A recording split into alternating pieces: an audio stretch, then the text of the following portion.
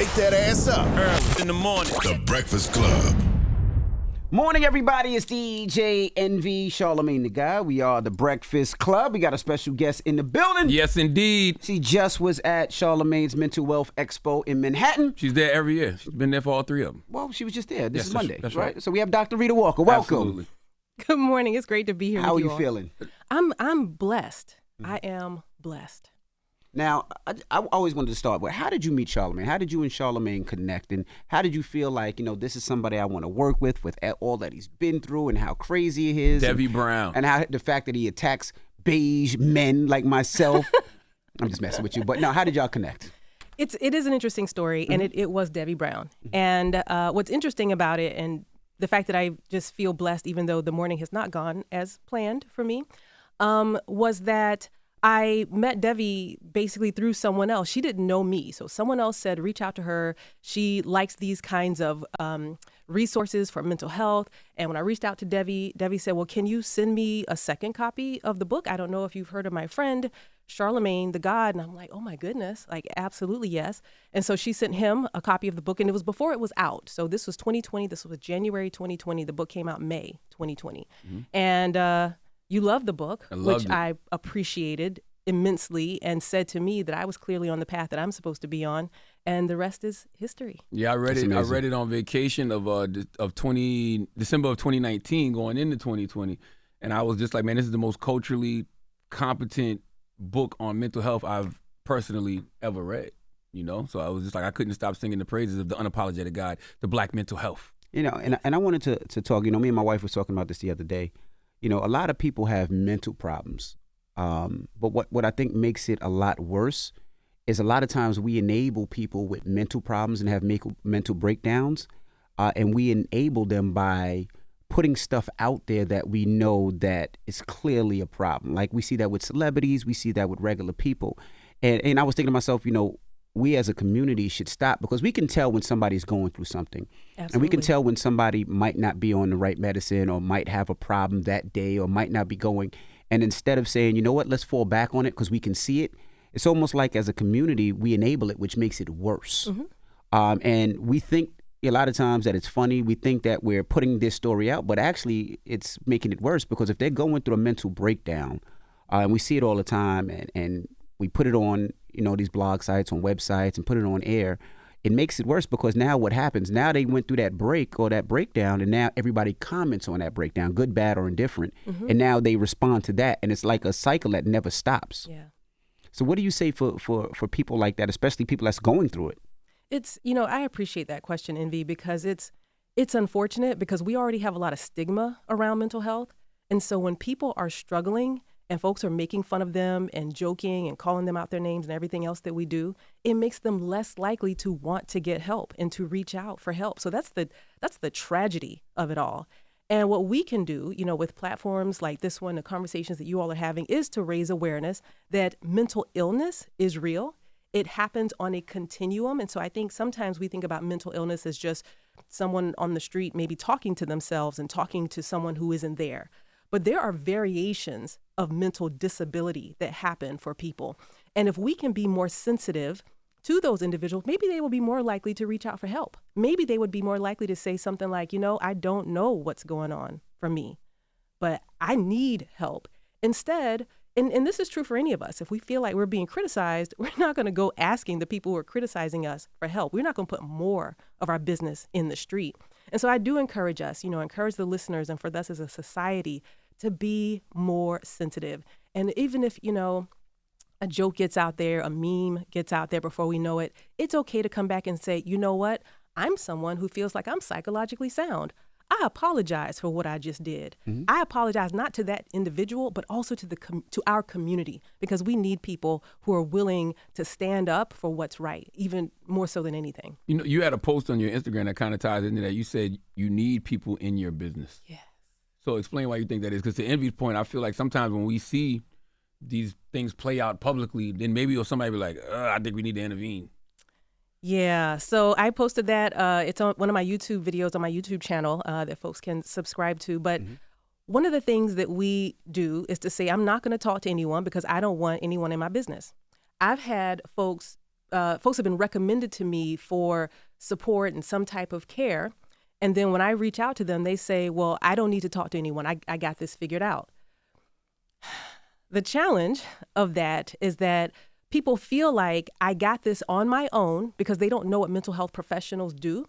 And they don't want, again, to have other people in their business. But we need people in our business because this is the thing. When we're in crisis, when anyone is in crisis, they can't problem solve. Like they can't see what's happening to them. And so they need trusted people around them to be able to say, hey, this is what I see and I'm concerned about you. And that's what folks can say. You don't have to say, hey, man, you messed up. Hey, we don't need to criticize. It's helpful to say, I'm concerned.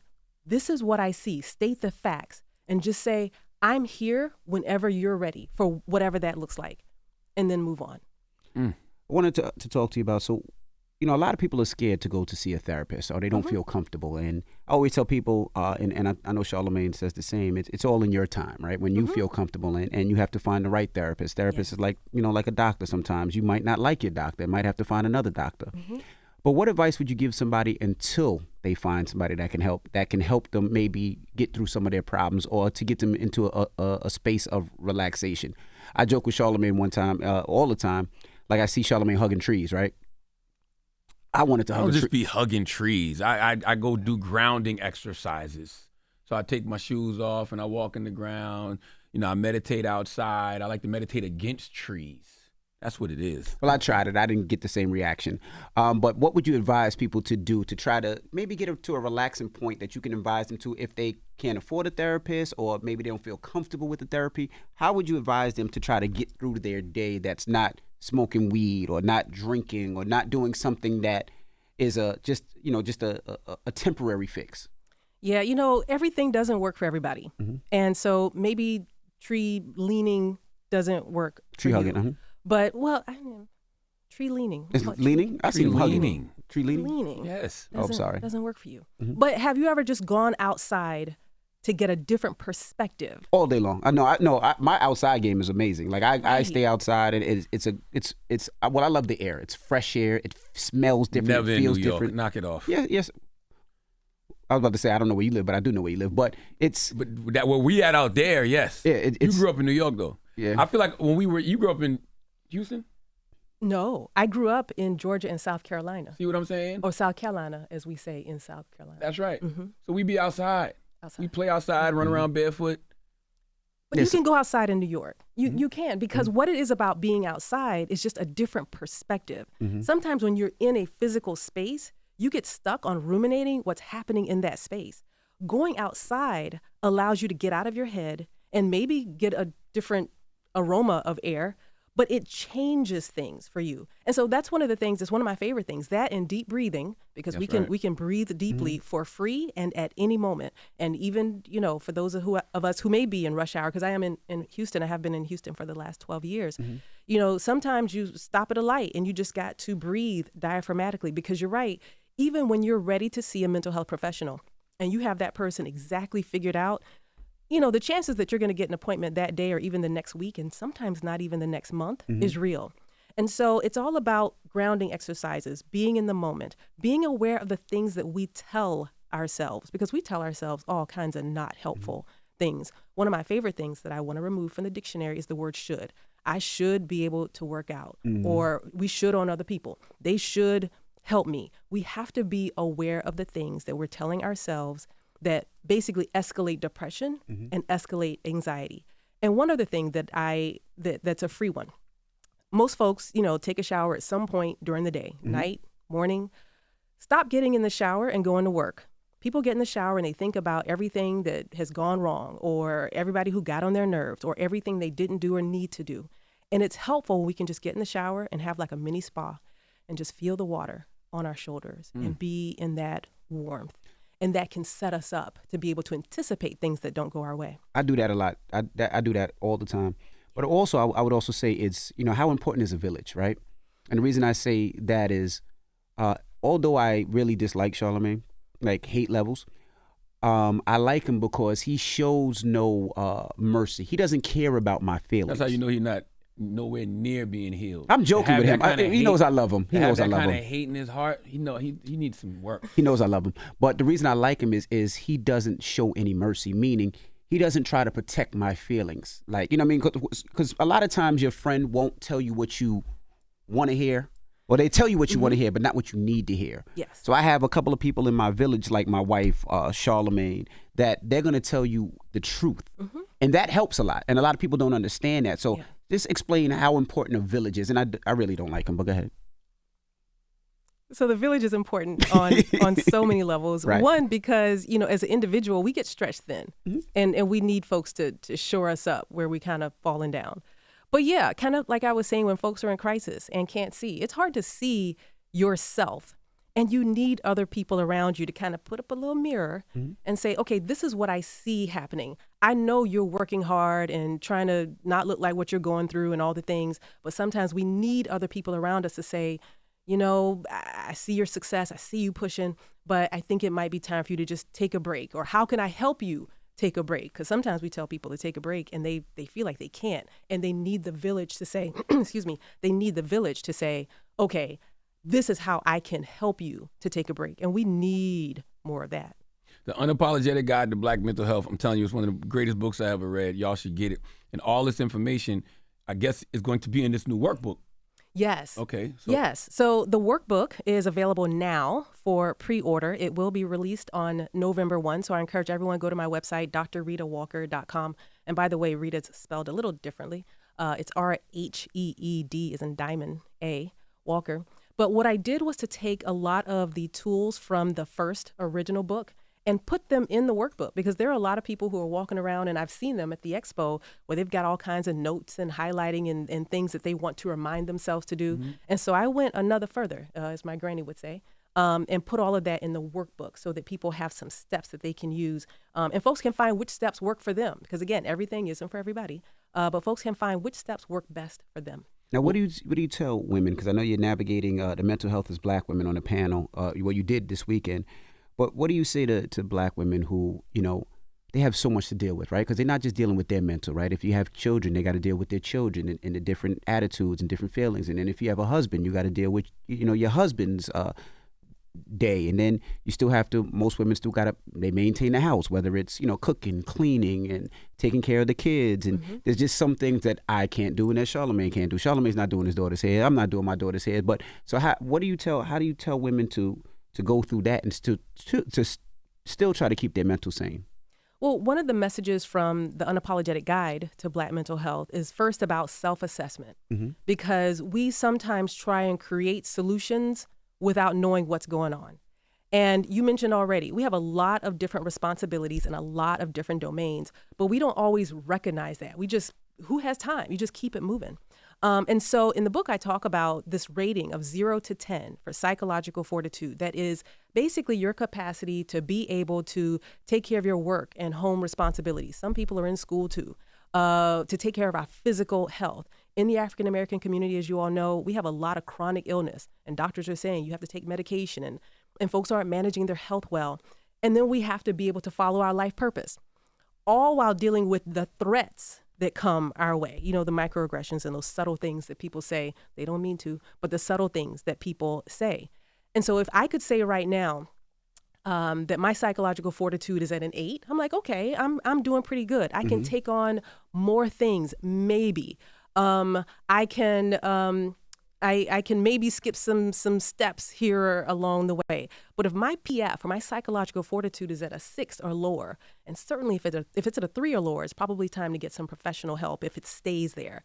But, you know, about that 5, 6, 6.5 range, it's good to call in reinforcement, you know, to say to the family, hey, I can't do this today. I need somebody else to step up, to call on a friend and say, you know, I don't even know what all is going on for me right now, but can you just take 30 minutes to sit, maybe sit outside, but to sit and talk? Because this is where the village comes in. We weren't meant to operate as individuals ever. But when we can assess and rate where we are and then figure out, okay, if I'm too low, then maybe I need to take some things off my plate and find some support. And if I'm too high, maybe it's time to reach out to somebody else. You know, like, hey, I'm having a good day.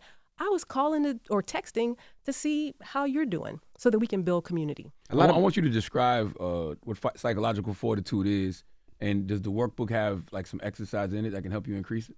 Yes, the point of the workbook is, in fact, increasing psychological fortitude. Okay. Like that is the theme throughout. Okay. What kind of exercises are in there that can help increase it? Well, one of my favorite things is cognitive restructuring. So that's a technical term that we use in cognitive behavioral therapy that is in my training as a psychologist. But giving individuals exercises to be able to reframe and rethink what is happening. So as an example, for me this morning, one of the things that didn't work out was me getting my hands on the book and being able to bring that here for you. And so as I'm walking the 10 miles that I thought was 10 minutes, but it felt like 10 miles, as I was walking to the studio and feeling kind of frustrated, like, man, I was supposed to have the book, it was supposed to be here and we were going to take a picture and it was going to be great. And then I was like, you know what? But I'm going to be here. It doesn't really matter that much if I don't have the book. And when we can shift our thinking, it shifts our mood. Mm-hmm. The way that we think about and assess our environment impacts how we feel on the inside. And so I have a lot of exercises on how we can rethink things. And there are folks who will say, well, that's not real. That's kind of being fake. Okay, well, let's make a choice between whether or not we want to be real and whether or not we want to drag down our own mood. So we have to figure out where our priorities are as far as how we're doing psychologically. Now, a lot of people have kids, of course, and it's a way different than when we were growing up. It was very little about mental health, very little about therapy. Do you think every child should start with a therapist early? I think that therapy is probably best helped in helping children indirectly with the adults. So one of the reasons that I wrote The Unapologetic Guide to Black Mental Health was because the suicide death rate was going up for 5 to 11-year-old Black children, while it was going down, actually, for white children. And my thinking was, what's going on for the parents? And what's going on for the teachers and aunties and the other adults around that child that they could be missing what's happening? It's not intentional, but we're all going in so many different directions, and we have a lot of unaddressed and untreated anxiety and depression. Those are the two most common psychological challenges. And so I really desperately want to start with the adults, because if we can get into a place psychologically where we can be more available to our youth, then I see us as the first line of defense. Now, there are some youth for whom the parents just don't have what we need. There's some youth for which we just don't have it. And so for those folks, they do need to get professional help. But I think that we need to start with the parents. Now, you said depression, right? Mm-hmm. Do you feel like depression is contagious? And the reason I say that is when you hear some of these kids talk about, I'm depressed, sometimes I feel like, do you know what depression is, or is it something that you've seen on TV? Do you know what depression is, or did you hear somebody say it?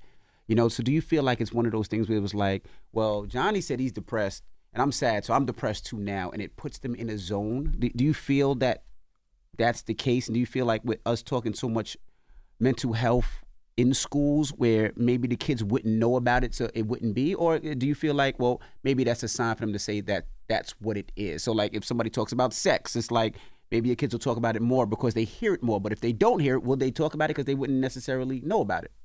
Well, children, different age children are going to react differently to what they hear around them. And so maybe younger children who are, first or second grade or younger are just kind of copying what they hear their peers saying. Whereas older children who are, adolescents, teens, may be more likely grateful to have language to talk about what they experience for themselves. I do feel like our youth are struggling more than they did when we were growing up. And I don't know what all is happening. I think that there has been an erosion of identity wherein we knew who we were and we knew who our community was, and a strong sense of spirituality. And a lot of that is eroding. And the exposure to social media, and the research has been relatively consistent about the impact of social media. And so we have to be careful about what our young people are being exposed to. But if an adolescent, for sure, and maybe even, a child as young as 8, 9, or 10 is saying they feel depressed, I would first ask them, that's interesting. Tell me more about what that means for you. what does depression look like for you, and see what they say. Maybe they'll say, well, it looks like what Johnny's going through. Okay, well, tell me more about what Johnny's going through. Well, Johnny's going through this, and this. Are you going through this, and this? So we have to be curious investigators as adults. But if we're uncomfortable talking about mental health, then we may not ask those questions, those important questions. You're absolutely right. And I think the beauty of the society that we're in right now, like none of us are keeping secrets. So we're all talking about mental health the same way we would talk about physical health or anything else. And one of the proudest moments of my life as a parent was during COVID. My daughter, she's in 10th grade now, so she probably was like in 7th then. She came to me and my wife and she said, I am overwhelmed. I know I didn't have that language in 7th grade to just be able to say I am overwhelmed. Yeah. And it's like, of course you are. Like, why wouldn't you be? You're at home, doing claymation projects on the floor. Of course you're overwhelmed. So I think it's good that we're having these conversations because we're giving these kids the language to be able to express what they're going through. I do think it's important. And I can understand at the same time, parents who don't necessarily have the language are feeling a little bit concerned because it's like, okay, wait, where did this come from? We didn't deal with this. And so are you getting this from the school? Where is it coming from? And that's why, communication is so incredibly important. Because I do think that even though we're talking more about it, a lot of folks don't still have the language. And I know this because I'm talking to folks and they're like, well, is this depression? I'm like, no, not really. But if we think about depression, sometimes just feeling empty on the inside. And a lot of people feel empty and are trying to fill it in with other kinds of things. Social media, drugs, you name it. But we also have to look at other things, like are they sleeping and are they eating and are they thinking about suicide? So even though we talk more about mental health, there's still a lot more to do as far as just the education part. And that's one of the things I wanted to do in the Unapologetic Guide. And I do a lot of still in the workbook in case people didn't read the first book. They're okay to get the workbook and just keep pushing. I want to ask you about two things that we had Kirk Franklin up here, and I don't know if you've seen his Father's Day documentary where he finally meets his biological father for the first time. It's so powerful because you see him dealing with his inner child in real time. But there's one saying that he says, we all need to win wounded. How do you feel when you hear that? Unfortunately, I haven't seen the documentary. And when he said win wounded, tell me what you heard. We all just have to learn how to win wounded because, we're all flawed, broken. Like he was like, we just have to learn how to win in life wounded. Yeah, well, and it's true. I mean, we all have been through something. Whatever the something may be, it's different for all of us, but we've all been through something. And, my granny used to say, well, if you haven't been through something, keep on living. And so we need to be able to be aware that maybe something could be holding me back. There could be, but I'm going to fight on anyhow. My parents used to say, you got to work twice as hard to get half as far. We have to be aware of these things that have happened to us, but at the same time, tap into our strength. And that's probably one of the most important things that I think is important from both books, and that I talk to my grad students about because I'm training doctoral students who are working on their PhDs, that with your clients, you have to find the strength in them. Help your client find their strength. We all have strengths, but oftentimes we get so overwhelmed with everything that's gone wrong that we lose track of what our talents and our gifts and what our strengths are. Talk about some of those studies that you and your doctoral student, Jasmine Brooks, have published. Well, there's one paper I think that we talked about more recently that was based on mindfulness and recognizing that even for folks who, with some of our other papers, just experiencing depression, experiencing discrimination, that to the degree that we can be grounded in the moment and be focused and let go of some of our judgmental thoughts. Because sometimes we judge ourselves, we judge other people, we judge how we're feeling. But if we can instead just focus on the moment and be in the moment, then those adverse things that have happened are less likely to escalate into suicide ideation and thoughts of self-harm and things of that nature. So again, just even when bad things happen, and that's been my research for the past 20 years, that despite all of the adversity, that when we can call on our strengths, our gifts, our resources, and our talents, it offsets or mitigates the impact of some of the other bad things that have happened. And that's true for all of us. Dr. Rheeda Walker, man, make sure you get the Unapologetic Guide to Mental Health workbook. You can pre-order it now. It's available November 1st, but you should go pick up the original book, too, before you get to the workbook. That's right. And we thank you so much. I recommend it to everybody. Like anybody that has any questions, in regards to mental health, to me, I'm like, yo, you should read The Unapologetic Guide to Black Mental Health by Dr. Rheeda Walker. And how can they find you? I am at drrheedawalker.com. And again, it's DRRHEEDA Walker at, .com. And I'm also on Instagram, on all the social media as Dr. Rheeda Walker. Well, and I appreciate you all and just always, always, always grateful for you, Leonard, and being willing to amplify this conversation and all that you do. And I appreciate just all the love and joy that you all have amongst each other. Thank you, Dr. Rheeda Walker. Thank you so much. All right, it's The Breakfast Club. It's Dr. Rheeda Walker. Wake that ass up. Early in the morning. The Breakfast Club.